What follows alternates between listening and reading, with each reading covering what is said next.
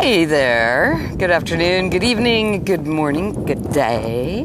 Whatever time it is, whatever day it is, where you're at, I hope you're enjoying your Labor Day weekend, the holiday, getting out, enjoying some sun and fun. The unofficial end of summer is this weekend. And I'm feeling fall in the air. I've got clouds in the sky, and it's that time of year where people get sick because they look outside and it looks so warm and delicious. Hey, Alexander. And then they go outside dressed for warm and delicious, and there's actually a breeze. It's kind of chilling, and the temperature isn't exactly what you dressed for. And people don't think about, it's time to start picking up those layers. So that's one of the things that I try to do. It's like I go outside and I'm like, I'm hot in what I'm wearing, but I know I'm going to be cool later, so layers it is. Today, just wandering some. I've gotten some work done, and I know it's the Labor Day weekend, but I am taking the next 2 days off. I'll be dancing tomorrow and connecting with my tribe, my dance tribe. And today, this is cool. Let's show you this. Come on, switch. There we go. This lovely little oasis on my walk. And there's obviously a water feature here as well. Sounds so lovely, doesn't it?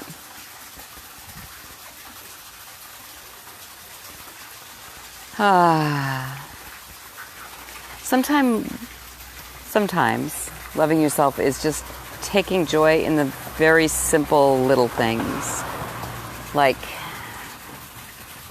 trees that have grown together and created an archway and been trained to be such, and listening to water, and just moving your body, taking a walk.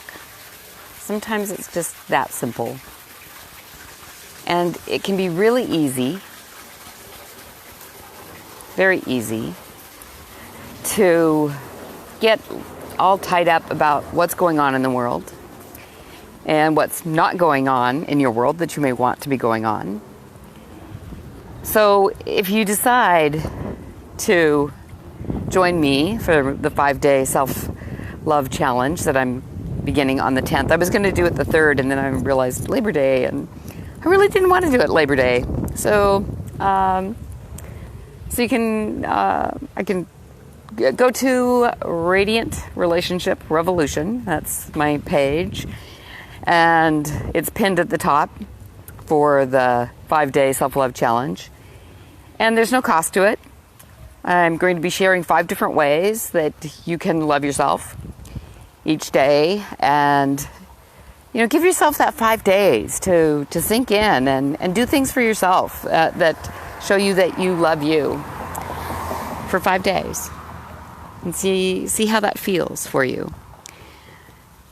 I know that the practice has been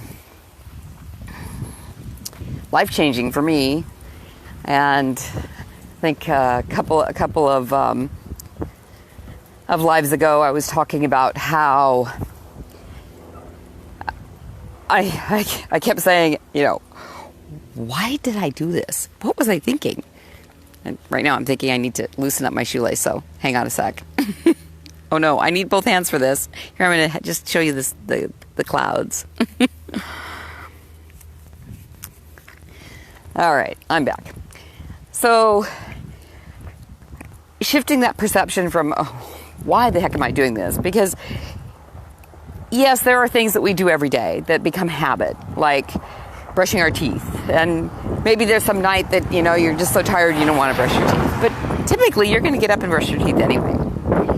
And I'm not saying self-love is the same as brushing your teeth, but in a way it is. I mean, because it becomes a habit and a way of doing things. And yes, there are still days when I feel like that spoiled little kid. I don't want to brush my teeth today. I don't want to do my live today. Well, is that little girl serving me? Is it serving you? What does she need? What is missing from her life, and what am I not giving her that she's getting my attention by throwing a temper tantrum? So these are some questions that I ask myself, and I was talking with a lady today who's done so much work on herself and so much growth, and I'm listening to her language patterns and still hearing language patterns that indicate that there's some places where some help would be good. And then I hear those same language patterns in my self-talk, and I'm like, always attract the people that are on a similar path and that are leaders and that really care about something bigger than themselves. And that's why I'm able to continue doing this. Even when my little girl wants to just say, I just want the day off. So instead of taking a day off, I'm walking and talking with you, Alexander. How have you been loving yourself? How are your cats? How are things in the life of Alexander?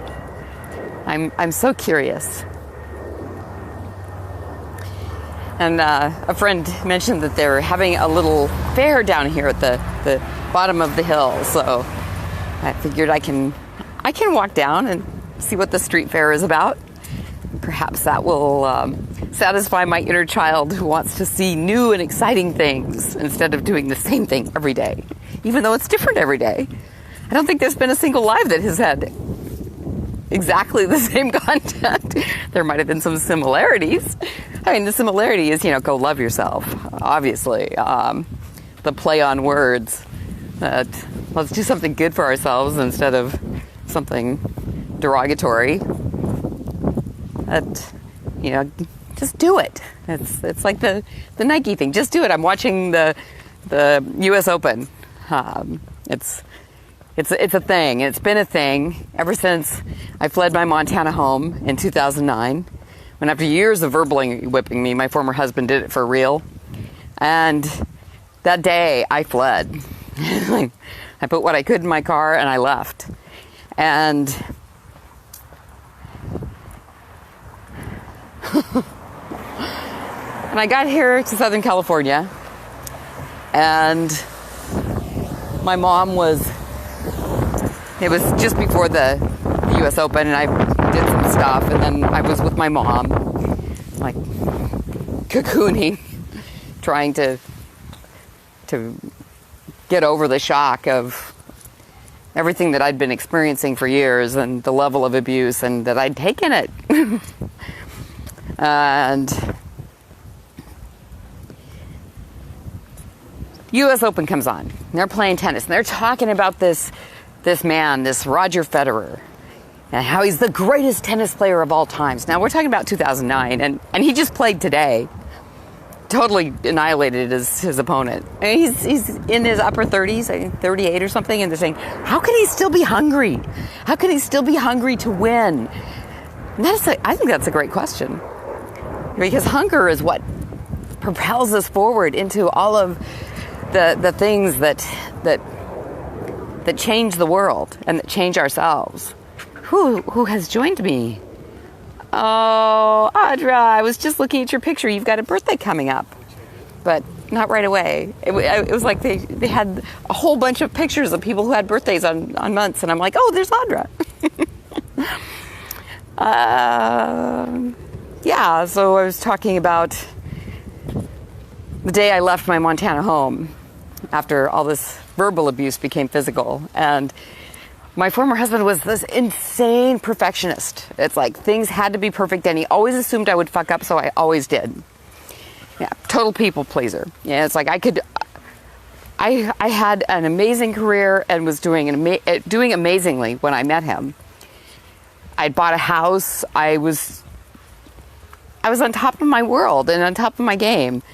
And he convinced me, I allowed him to convince me that I couldn't do anything right.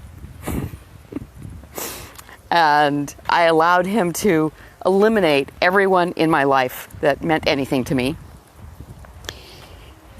And I've told this story before, that the day that he whipped me, I did not have anyone that I felt I could call in my phone. No one. And I sat in the gully with coffee all over my clothes and my eye stinging from where he'd whipped me with a pair of wet pants. They'd come around and hit the side of my eye, beside my eye. And I'm going, there's no one I can call. No one. Not even my father, who lived 2 miles away and who's since passed.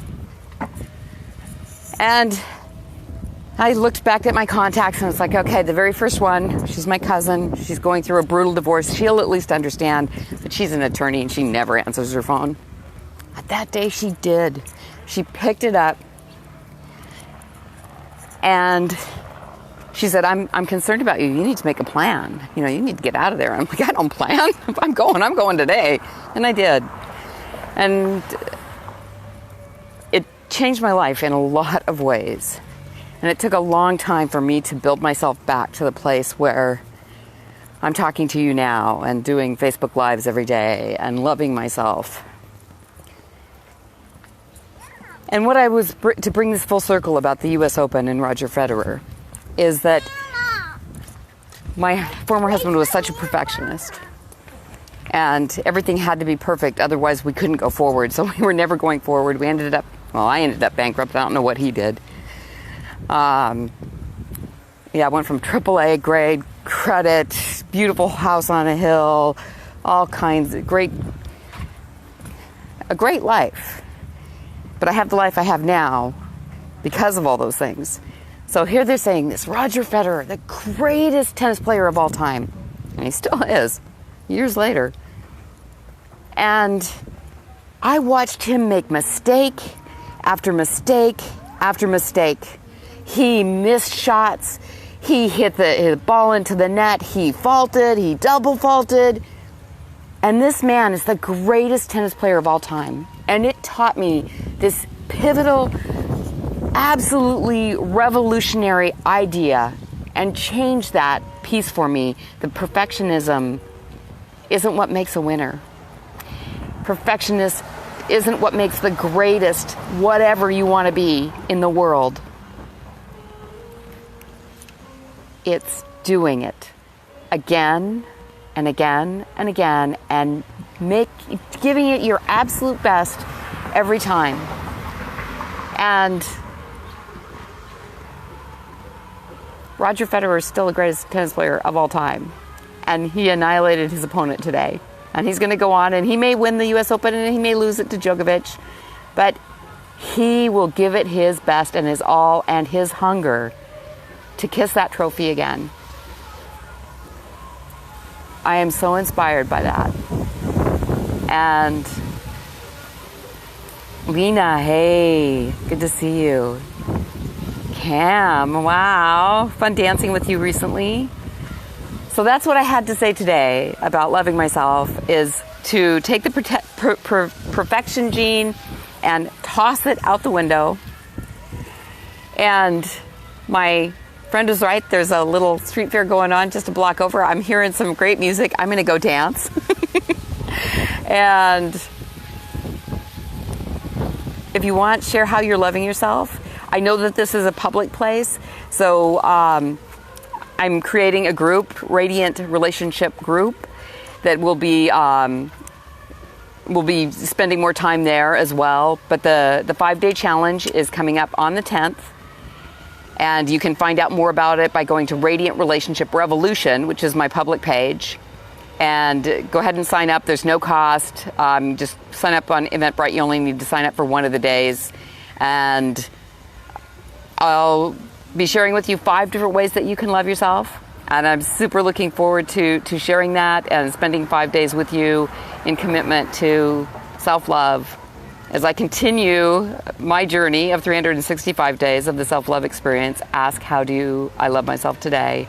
And today, I love myself by being here with you, sharing this story, moving my perfectionist gene out. And now I'm going to go and dance. So you enjoy your day. Share if you like. Make comments. And thank you, Audra, for the wave. So good to see you. We should catch up sometime, even if it's just on the phone or Zoom. And everyone else, reach out. PM me if you have questions about what the self-love challenge is about. If you have questions on how I've been doing this, I'm happy to answer them. Just PM me. I will talk with you again soon. So go and love yourself. Mwah.